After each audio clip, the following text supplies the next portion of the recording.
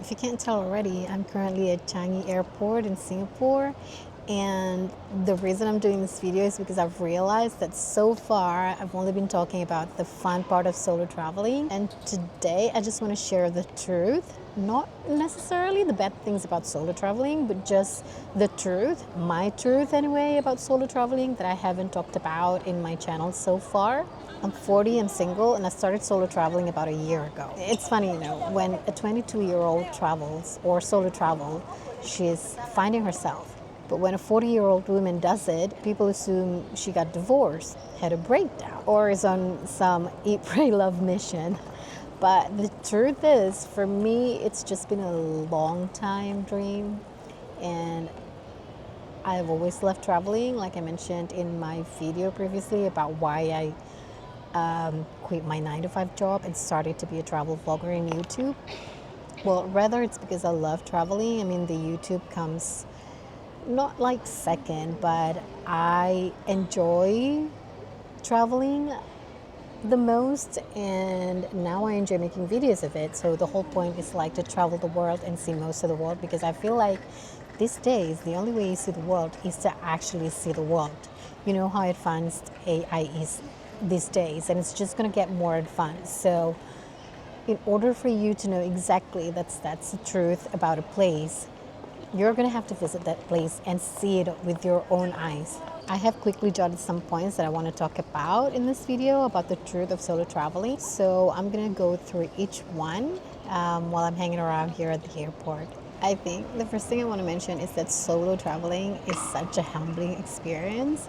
Like at first I thought the difficulties that I would face during my solo travels would be like the flights, the hotels, the people that I meet, but rather I think it's in being alone and just realizing, wow, it's actually just really me in this strange land having a dinner just by myself. No distractions, no partner, no one to share it with. Basically, solo traveling in your 40s just forces you to sit with yourself and enjoy the company of your own. And I think as much as can be uncomfortable, it also very empowering. In continuation with the empowering part, it's not every single day that you feel like empowered. Sometimes there are days when you question yourself, the decisions that you made, especially when you're climbing up the stairs with your backpack or your luggage. And that's just normal, that happens. And talking about hostel life, I feel like hostel life hits different when you're 40. For me anyway. It's just a totally whole different experience if I were hosteling in my 20s, as in comparison to hosteling now in my 40s. As you probably know by now, yes, I love hosteling, and in most of the hostels that I stayed at, yes, I am usually the oldest. And yes, sometimes I'm already in bed by 10 p.m. while everybody's still gaming or drinking.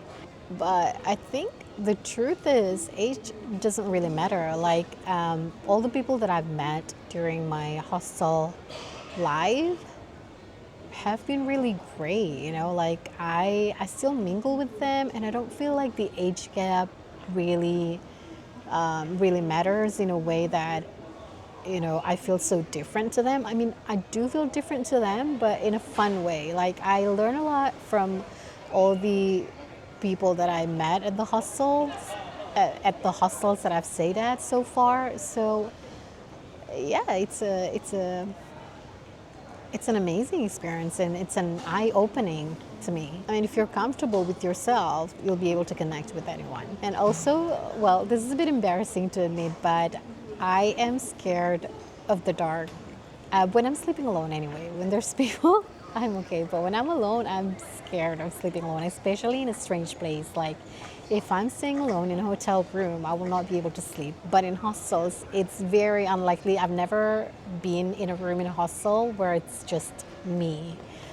Except that one time, I think it was in Sapa, I was almost going to end up alone, but there was another girl that actually checked in at the same day as well. So I was really grateful for that because I was ready to change hostel. I know that a lot of people are like so happy when the room is empty and they have it to themselves, but no, I'm not happy when it's just me in the room. I would like to have at least one other person in the room because otherwise I'd be scared and not be able to sleep. And talking about being 40, I think It gives you more power. I think age gives clarity, because if I were traveling in my 20s, well, it's totally different to how I travel now. In my 20s, I would have traveled for validation, for photos and stories, and to prove to people that I've been here and there. But now I travel for peace, to experience the place, the local life of the place that I visit, and for growth, for freedom.